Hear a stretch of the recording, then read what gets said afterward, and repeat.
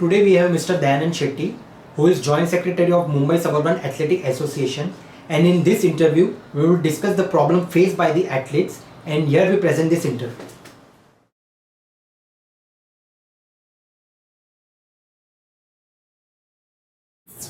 Tell us something about your childhood and how did you started developing interest in athletics? Okay, मेरा childhood तो I started sports very late. Okay, when I was in 9th standard, I started sports and that also football. I started my sports career with football. That also because one of my friend told me there is a selection in school. तो चलो हम लोग जाते हैं और जरा selection देते हैं, टीम में खेलने मिलेगा, चांस मिलेगा. क्योंकि इससे पहला क्या था, क्या हमारा सोसाइटी में इतने बच्चे लोग थे, क्या हम लोग हमारे सोसाइटी में खेल के टाइम पास करते थे. तो सिलेक्शन को गया और अनफॉर्चुनेटली मैं सेलेक्ट हो गया टीम में, फुटबॉल की टीम में. तो 9th स्टैंडर्ड पूरा मैं फुटबॉल खेला. तो 10th स्टैंडर्ड वापस मैं सिलेक्शन के लिए गया. Again I was selected. Then one athletic coach saw me running when I was moving with the ball. He saw my running action and all. तो वो इतना इंप्रेस हो गया, तो मेरे को साइड में गया, बोला now from tomorrow you have to join athletics. I was surprise, मैंने एथलेटिक्स. तो बोला यस यस यस. तो okay, I started with athletics that time in 10th standard. So I started excelling. मैं जीतने चालू हो गया, तो मुझे भी इतना खुशी हो गया, क्या चलो एथलेटिक्स कर दे. उसके बाद मेरा पूरा करियर एथलेटिक्स में गया. And then still my first love is football, being athletic coach from decade. But अभी भी मुझे फुटबॉल बोले तो इट्स माय पैशन. तो ऐसा मेरा शुरुआत हुआ. And then I started moving ahead. I went for state, I went for nationals, all India खेला है बॉम्बे यूनिवर्सिटी के लिए, क्रॉस कंट्री गोल्ड किया हूँ, यूनिवर्सिटी इंडिविजुअल चैंपियनशिप जीता हूँ. पहला मितीबाई कॉलेज में था, फिर चेन्नई कॉलेज ज्वाइन किया. तो ऐसा मेरा एथलेटिक्स में करियर स्टार्ट हो गया. ये था मेरा बचपन का कहानी. मुझे अभी भी फील होता है कि अगर मैं फुटबॉल में गया रहता था, I would have achieved higher level. क्योंकि ऐसा हो गया था कि जब मैं एथलेटिक ज्वाइन किया तो एथलेटिक कोचेस लोग मुझे फुटबॉल में जाने देते नहीं थे.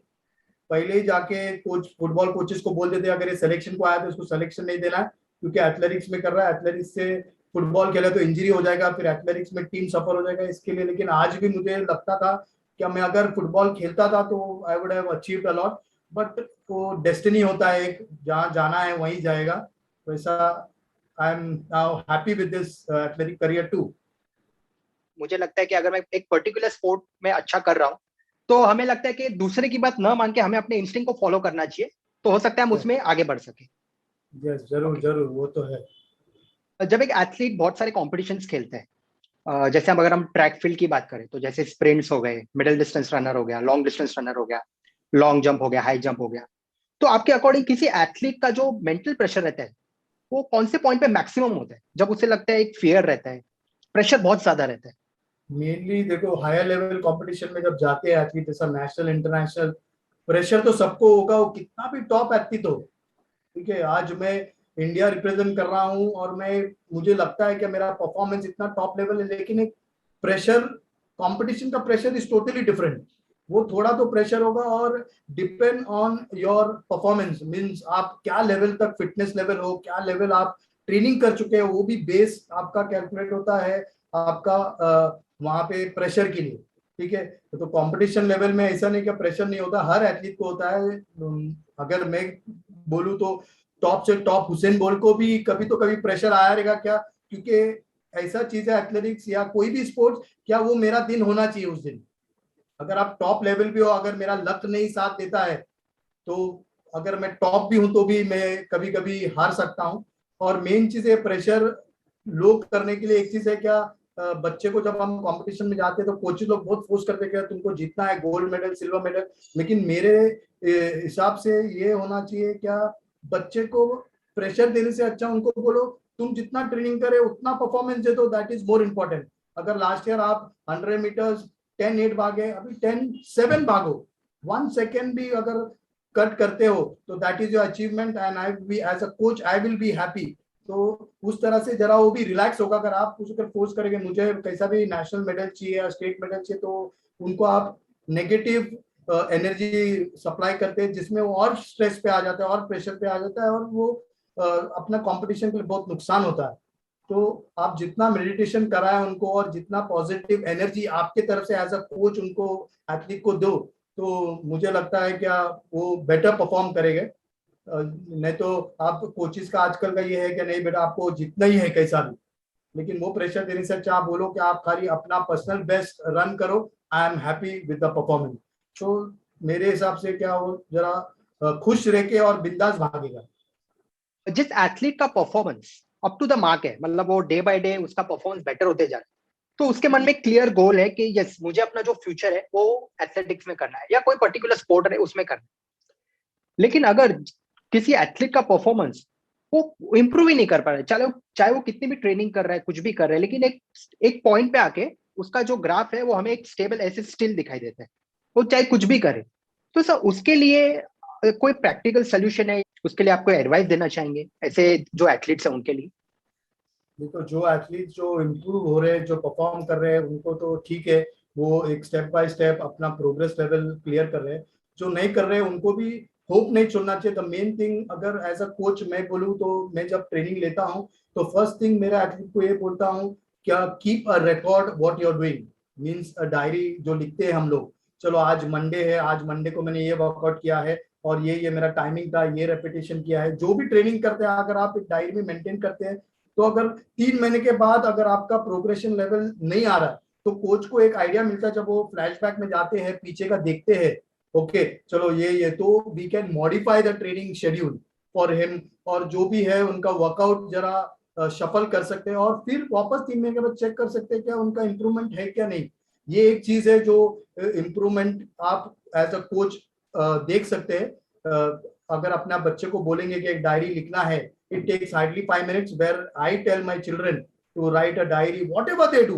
अगर आज मैं भागते हुए बहुत थक गया हूं तो लिखो I was tired after the workout, if I did a good workout appreciate yourself that I did my workout very well and I improved my timing from last week।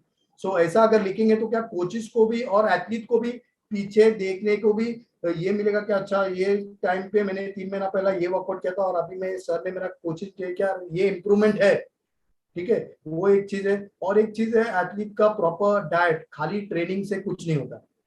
Okay yes. जैसा diet है जैसा rest है आपका बराबर sleeping period होना चाहिए। Okay then proper recovery level कैसा है बच्चे का, क्योंकि आजकल का बच्चे लोग का इतना स्ट्रेस है। क्या बच्चा स्कूल जाता है, अभी तो ऑनलाइन चल रहा है, लेकिन स्कूल जाता है वो बच्चा सुबह से दोपहर को आता है, दोपहर के बाद माँ बाप उनको क्लासेस भेजते हैं, क्लासेस के बाद 5 बजे डायरेक्ट बैग लेके बहुत सारे मेरे एथलीट सीधा क्लासेस से स्कूल के ग्राउंड पे आते हैं ट्रेनिंग के लिए। तो वो सब will count for the performance, वो इंप्रूवमेंट नहीं होगा। ओके। क्योंकि the reason for performance is not only to keep training and you will get a result, no, you have to balance with proper diet, proper rest and proper recovery of your body। अगर अगर अपना body recover नहीं होता तो आपका performance always graph up down ही रहेगा। और सर उसके अलावा क्या रहता है एक पर्टिकुलर स्पोर्ट में, अगर अभी सिर्फ एथलेटिक्स की बात कर रहे हैं, तो बच्चा क्या करता है, जो स्कूल गोइंग जो किड रहता है वो एथलेटिक्स भी करता है, साथ साथ दूसरा कोई स्पोर्ट भी पकड़ के बैठा है, कोई ड्राइंग क्लास कर रहा है, कोई पेंटिंग क्लास कर रहा है, कोई अलग अलग डिफरेंट क्लास पकड़ के बैठा है। तो क्या सर उन सब चीजों से भी किसी ऐसा लगता है कि परफॉर्मेंस पे असर पड़ता है? परफॉर्मेंस पे असर पड़ेगा, वही मैं जैसा बोला रिकवरी पीरियड कितना आपका बच्चे को, क्योंकि स्कूल जाता भी है बच्चा 7 to 8 आवर स्कूल में बैठता है, स्कूल के बाद आता है उसका फूड टाइमिंग कितना बजे वो डाइट लिया है, कितना बजे अपना टिफिन खोल के खाया है, कितना बजे घर पे आया, कितना बार अपने आप को हाइड्रेट किया है। This all yes. Little little things counts a lot for your performance. It's not only क्या माँ बाप ने किया है कि चलो बच्चे को मैंने ग्राउंड पे भेज दिया अभी सर परफॉर्मेंस उसको कैसा भी लाएगा, ये नहीं है। ये मॉनिटर पेरेंट्स को भी करना है कि मेरा बच्चा कितना बजे सोता है। अभी ये सोशल मीडिया जो आया है आजकल का जनरेशन में, हमारे टाइम तो हम मोबाइल कभी यूज ही नहीं किए करके खाली हमारा फोकस था ट्रेनिंग ट्रेनिंग ट्रेनिंग ट्रेनिंग, तो we achieved a level very fast. अभी बच्चे लोग का डिस्ट्रैक्शन बहुत है, क्योंकि सोशल मीडिया जैसा ओके। व्हाट्सएप इंस्टाग्राम ये वो बच्चे लोग रात रात तक उसमें रहते हैं और मोबाइल हर बच्चे के पास है आज। हमारे पास तो बहुत यस। लेट आया है जब आप काम पे जाने लगे और कुछ जरूरी आया तो भी छोटा मोबाइल आया। अभी इतना सारा सोशल मीडिया चीज जो आया है उसमें बच्चे लोग और है उनको रेस्ट रिकवरी लेवल होते हैं और sleeping period should be at least 7 to 8 hours compulsory. The body should be in rest in that 8 hours at least every day.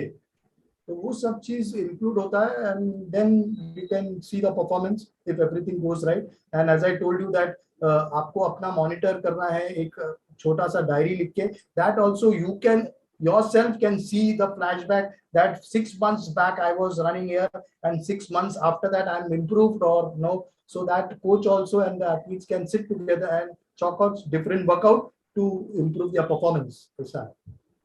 Sir as a coach आप अपने आप को डेली बेसिस पे कैसे प्रिपेयर करते हैं? तो जो आपका जो प्रिपरेशन है, आप जो एथलीट्स को जो ट्रेन करोगे उनके लिए वो beneficial on a daily basis और अ मंथली बेसिस, जैसे आप अपने आप को प्रिपेयर करते हैं? डेली बेसिस मींस अभी जब एथलीट हमारे पास आते हैं सब डिफरेंट डिफरेंट लेवल के होते हैं, ओके सब एक ही लेवल का नहीं होते, तो उनके लिए सबके लिए अलग अलग प्रोग्राम चॉक करना पड़ता है। और जो एलीट एथलीट जो मेरे पास सालों से ट्रेनिंग कर रहे हैं उनका training schedule is different, the beginners training schedule is different. और एलीट एथलीट का ट्रेनिंग शेड्यूल ऐसा प्लान किया जाता है, क्या उनका कैलेंडर देखा जाता है जो अभी नेक्स्ट कंपटीशन कौन सा है, जैसा स्टेट है ये सिलेक्शन है, स्कूल नेशनल्स या स्कूल गेम्स जो भी है, इंटर स्टेट जैसा हमारा एथलेटिक फेडरेशन ऑफ इंडिया का होता है, जैसा स्टेट लेवल और open nationals, okay junior nationals, तो वो डेट देख के उनका ट्रेनिंग प्रोग्राम चॉक किया जाता है, जैसा ऑफ सीजन, प्री सीजन और सीजन में कैसा लाना है और कब उनको वो लेवल पे पीक करना है जब वो परफॉर्म कर सकते हैं वो डेट पे जब कंपटीशन है।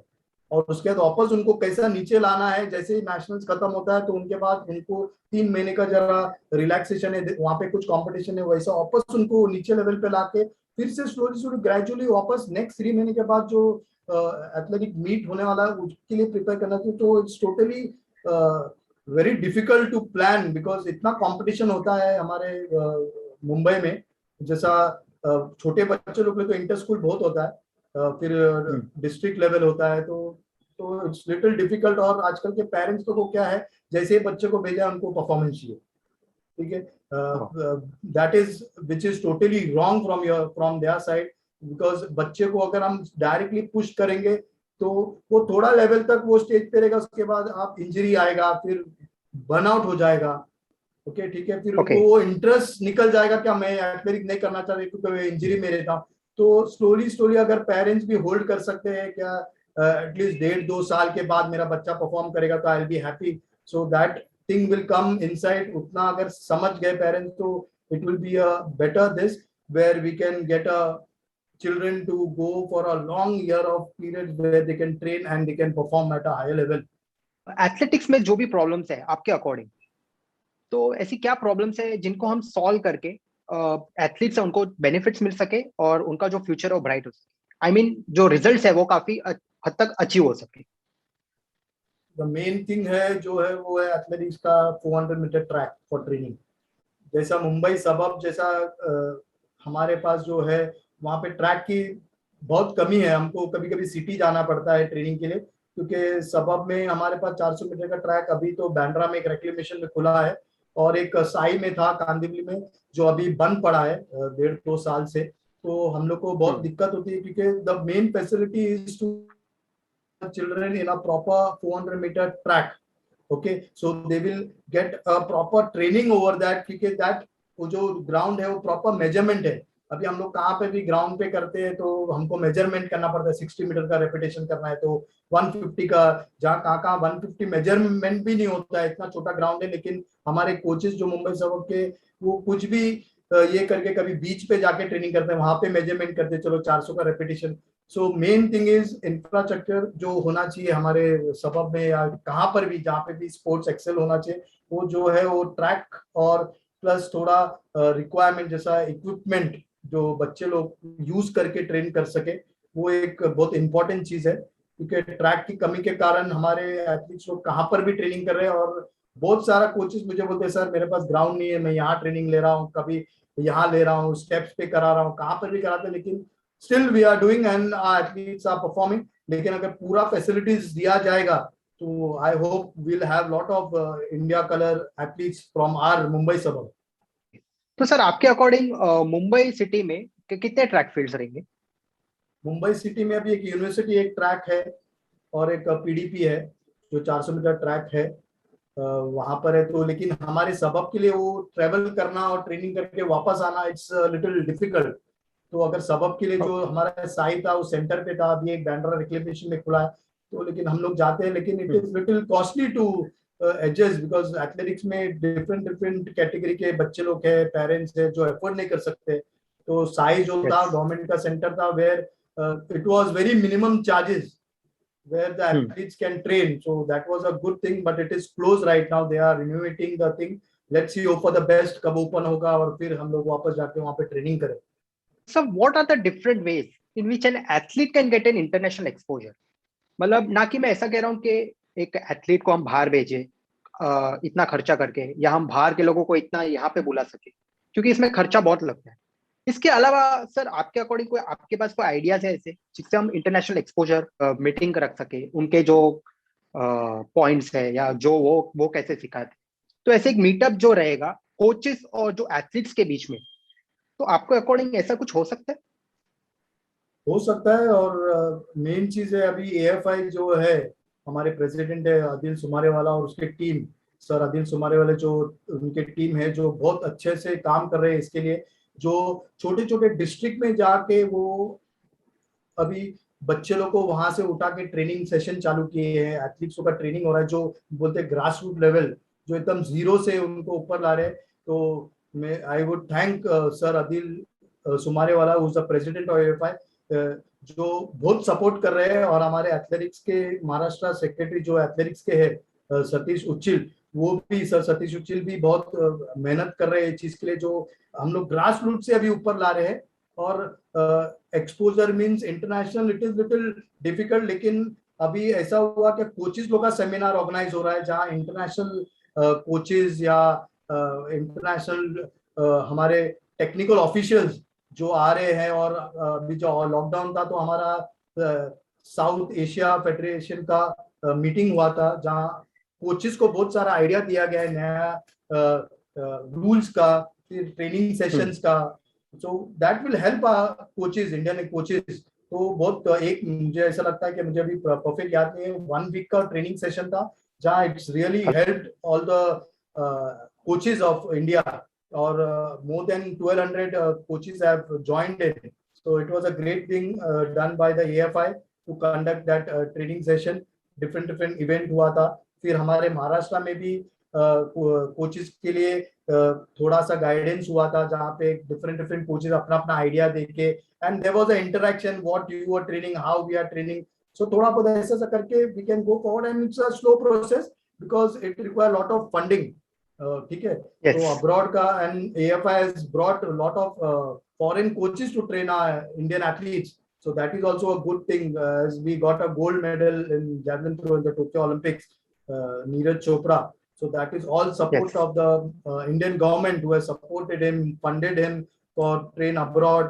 बहुत चीज किया है। और ऐसा रिक्वेस्ट है कि जो एथलीट्स वो लेवल तक पहुंचते हैं इंटरनेशनल स्टैंडर्ड का, अगर उनको ऐसे ही सपोर्ट मिलेगा तो we will get more and more medals for our country. So that is the thing. You are a sports coordinator of a reputed school. तो सर आपके स्कूल की जो स्पोर्ट्स कमेटी है, तो उनको ऐसे बेसिक नॉलेज दिया जाता है, जैसे कि डाइट हो गया, फिजियोथेरेपी हो गया, स्पोर्ट्स स्ट्रेंथ एंड कंडीशनिंग हो गया, एंड साइकोलॉजी हो गया। तो इसकी जो अवेयरनेस है, जो बेसिक नॉलेज होना चाहिए, वो एटलीस्ट इन बच्चों को मिलना चाहिए, ताकि उनको पता चले कि ये इनके लाइफ में कितना इंपॉर्टेंट रोल प्ले करता है। जो इन्फॉर्मेशन या फिर नॉलेज है वो आप अपने स्कूल में प्रोवाइड करते हो? नॉलेज मीन्स अभी हम मेरे स्कूल में जहाँ मैं काम करता हूँ, वहाँ पे तो हम लोग का जो स्पोर्ट्स सिस्टम है, जो एनवायरनमेंट है, टोटली स्पोर्ट्स का ही है। ठीक है। हम लोग के यहाँ पे जो प्रोग्राम होता है वो मल्टी स्पोर्ट्स करिकुलम जो हम लोग यूज करते हैं, जहाँ 2nd स्टैंडर्ड से 10th स्टैंडर्ड तक बच्चे लोग 5 स्पोर्ट्स खेलते हैं। हम लोग ऐसा नहीं कि एक ही स्पोर्ट्स में उनको पुश करते हैं, जब बच्चे को स्पोर्ट्स में इंटरेस्ट नहीं है तो उनको पुश करके कुछ फायदा नहीं है। तो हम लोग का जो करिकुलम है वो मल्टी स्पोर्ट्स बेस्ड है, जहाँ पे हर बच्चा 5 स्पोर्ट्स खेलता है साल में। So we prepare calendar accordingly that each child at least 15 session उनको ईच स्पोर्ट्स का मिलता है, जहाँ वो बेसिक चीज वो स्पोर्ट्स का सीखते हैं। और हमारे पास जो स्पोर्ट्स जो हो रहा है अभी, वो है फुटबॉल, बास्केटबॉल, क्रिकेट, एथलेटिक्स और हॉकी। तो हर बच्चा वो 5 स्पोर्ट्स टेस्ट करता है, मतलब 5 स्पोर्ट्स 15-15 सेशन खेलता है, और उसमें से कोचेस लोग हमारे पास जो है वो भी क्वालिफाइड कोचेस है, और उनका जो करिकुलम प्लान किया जाता है वो ऐसा है कि जब वो बच्चे आपके पास आते हैं तो आपको उनसे बैठ के बात करना है 5 से 6 second, yes. speak to them, talk to them, explain them what today's workout is, ठीक है, और why we are doing this workout, ठीक है, जो है ब्रीफिंग दिया जाता है जिसको बोलते हैं ड्रेसिंग रूम में, जैसा हम लोग बात करते हैं, जैसा क्रिकेटर्स ड्रेसिंग रूम में जाके अपना प्लान करते हैं, वैसा हम लोग ड्रेसिंग रूम छोटा बनाते हैं कौन से, जहाँ पे कोचेज अपने बच्चे को इंटरेक्ट करता है, उनसे बात करता है, थोड़ा बहुत स्पोर्ट्स का नॉलेज देते हैं क्या है। उसके बाद उनका स्पेसिफिक स्पोर्ट्स ड्रिल किया जाता है, जैसा हॉकी करेगा तो हॉकी का स्पेसिफिक स्पोर्ट्स ड्रिल होता है। तो उसके बाद जो होता है उनको वापस ड्रेसिंग रूम में लेके जाके थोड़ा कूल डाउन करते हैं, फिर उनको फीडबैक लिया जाता है कैसा था आज का session, what you learn. So that is very important. आजकल बच्चे लोग का चीज ये है क्या, उनको एक स्पोर्ट्स में आप पोस्ट करोगे, पेरेंट्स को क्या है, चलो मेरे को एथलेटिक में भेजना है क्योंकि I was athlete. That is wrong. जो भी है पेरेंट्स का थिंकिंग है, that is totally wrong. Please allow them to play sports, all sports at till certain age, and automatically he will show interest in different sports। एक sports या 2 sports पकड़ के चलेगा। हमारे इधर ऐसे ही है क्या, हर बच्चों को एटलीस्ट 2 स्पोर्ट्स खेलना ही है स्कूल के लिए, यू सेलेक्ट। और coaches also when they are training they select. और जो सेलेक्टेड बच्चा उनका अलग प्रोग्राम होता है, जो बिफोर स्कूल और आफ्टर स्कूल, जो they are very good and they are improving and performing, so उनको अलग से ट्रेनिंग होता है, that is little high intensity use किया जाता है वो ट्रेनिंग में। और जो बच्चे सबको जो यूज करते हैं वो जरा लो इंटेंसिटी है, जो बेसिक नॉलेज दिया जाता है, क्रिकेट बैट कैसा पकड़ना, हॉकी स्टिक कैसा करना, बास्केटबॉल को ड्रिबल कैसे किया, तो ऐसा हमारा स्कूल का करिकुलम है and it is doing very well. और ये हमारा मुझे लगता है 10 से 12 साल हो गया हम ये जो करिकुलम रखे हैं वो अभी तक चल रहा है। तो let's see, hope for the best. जब स्कूल वापस रीओपन होगा और बच्चे लोग रुकते हैं कभी मेरा स्पोर्ट्स पीरियड है करके, और वो 1.5 आवर का सेशन होता है, thrice a week for secondary section and twice a week for primary section, and they are enjoying, and we have 16 coaches, so we have categorized the children into different age group also, so that क्या बच्चे लोग जरा coaches अच्छे से उनको monitor कर सकते हैं, अच्छे से सिखा सकते हैं। और ऐसा हमारा प्रोग्राम है जो सेंट डोमिनिक हाई स्कूल में होता है। तो सर आप joint secretary of Mumbai suburban athletic association की, तो ये जो अभी आपने बोला ये तो एज ए स्कूल लेवल पे होगा कि स्कूल लेवल पे आप कैसे प्रोग्राम बनाते हो, लेकिन अगर आप मुंबई सबअर्बन की बात करें तो अगर उसके लिए अगर आपका कोई डेवलपमेंट प्रोग्राम फिलहाल के लिए चल रहा है, जो फ्यूचर एथलीट्स जो बनने वाले हैं उनके लिए ऐसा कोई प्रोग्राम बन रहा है अभी फिलहाल में, या बन चुका है, या अभी भी करंट प्रोग्रेस है उसका कोई? प्रोग्राम तो बना नहीं है, लेकिन एक चीज है क्या, अभी लॉकडाउन हुआ है तो जरा कंपटीशन भी कम हो रहा है, तो डायरेक्ट सिलेक्शन ऐसे पेपर वर्क हो रहा है, जो लास्ट ईयर या बिफोर लास्ट ईयर परफॉर्म किए वैसा हम लोग सिलेक्शन करके उनको भेज रहे हैं। लेकिन I should thanks to our Mumbai suburban coaches because they are very talented. और एक चीज मैं कहना चाहूंगा कि Mumbai suburb is one of a top district in Maharashtra state. Okay, we have a top athletes in our Mumbai suburb. अब coaches के कारण ही वो बच्चे वो लेवल पे पहुंचे हैं, और कोचेस जहां पर भी ट्रेनिंग करते हैं वो इतना मन से करते हैं, इतना हार्डवर्क करते हैं, क्या वो कंपटीशन आपस में हो रहा है सबब का, क्या मेरा एथलीट है, क्योंकि कंपटीशन जैसा हम लोग अगर अभी जो लॉकडाउन खत्म होगा जब हम लोग सिलेक्शन ट्रायल करते हैं तो कोचेस का देखना है कैसे ईगरनेस होता है जब उनके एथलीट भागते हैं, तो मतलब ये एक बड़ा साइन है कि आपस में अपना कंपटीशन होता है, तो हमारे बच्चे का जो लेवल है परफॉर्मेंस का वो स्लोली स्लोली इंप्रूव ऐसे ही होता है। और जब वो स्टेट नेशनल जाते हैं तो they are in a top position to win the races.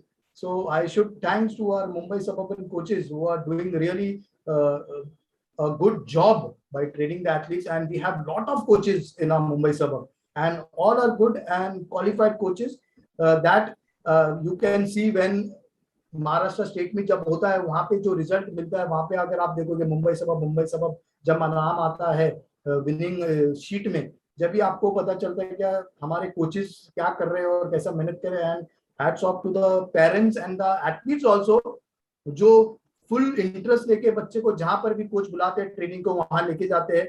That is very important, जो अगर पेरेंट्स का सपोर्ट नहीं होगा तो बच्चा खुद तो जाएगा नहीं।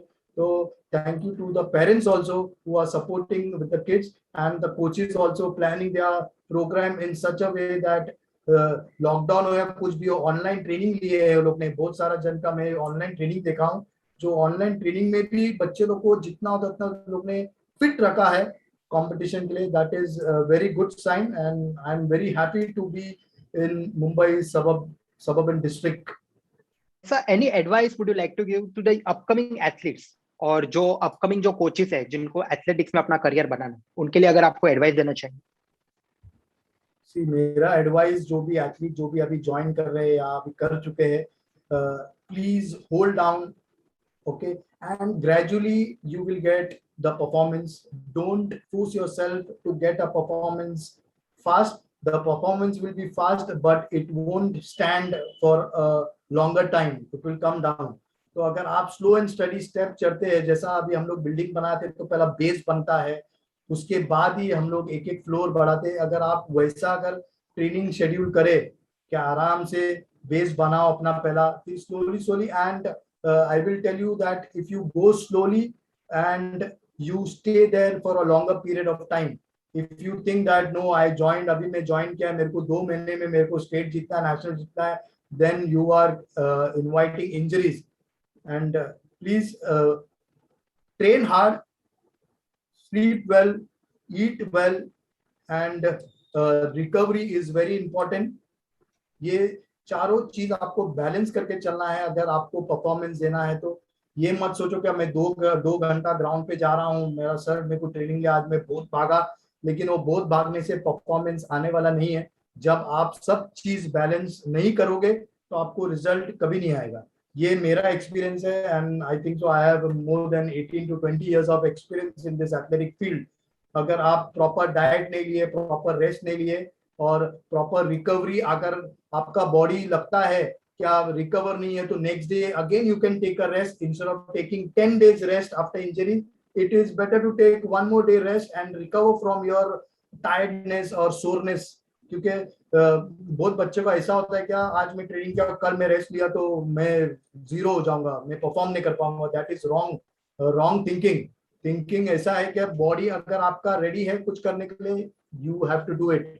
You can't force your body to do it. If you start forcing your body to do things what you don't want to do, you are inviting injuries. So take a time, think and enjoy what you're doing. That is also more important. And जब भी ground पे जाओ तो think positive, okay? क्योंकि आजकल का generation का बच्चे लोग का ऐसा है, क्योंकि अभी ट्रेनिंग में जब लेता हूँ क्या वर्कआउट सुन के लोग का फेस एक्सप्रेशन चेंज हो जाता है. ठीक है, आज गेम बोला तो अरे इतना खुश हो जाते हैं यार, जैसे मैं कुछ वर्कआउट दिया हो कि आज आपको 400 का रेपिटेशन करना है, तो सबका फेस देखने का एकदम जैसे कि कुछ पनिशमेंट दे दिया मैंने. तो वो थिंक मैं बच्चे को ये कहता हूँ कि जब भी ग्राउंड पे तो think positive and do it, okay. And if you can't do it, just enjoy what you do. खाली ऐसा नहीं है कि मैं बोला है कि फास्ट भागना है, फास्ट भागो, नहीं. आपको जब तक आप एंजॉय नहीं करोगे चीज जो कर रहे हो, ये स्पोर्ट्स के लिए नहीं है, ये सब चीज के लिए. अगर आप जो भी चीज कर रहे हो, अगर आप पढ़ाई भी कर रहे हो, अगर आप वो चीज एंजॉय नहीं करते हो, पढ़ाई आप 2 घंटा बैठो बुक लेके, आपको कुछ समझेगा भी नहीं ना, आप अपना 2 घंटा वेस्ट कर रहे हो. इसके लिए जब आपको लगता है कि मैं रेडी हूँ, I want to do this, then only you will perform. It may be anything, study, sports और any other faculty where you are going to join in future. So on this note we end our session, sir. Sir काफी अच्छा था, बहुत कुछ जानने मिला, जो athletics में जो प्रॉब्लम्स है जो आपने फेस किया है, जो अभी के बच्चे जो फेस कर रहे हैं, काफी कुछ जानने मिला. Thank you so much sir. Thank you Neel, take care.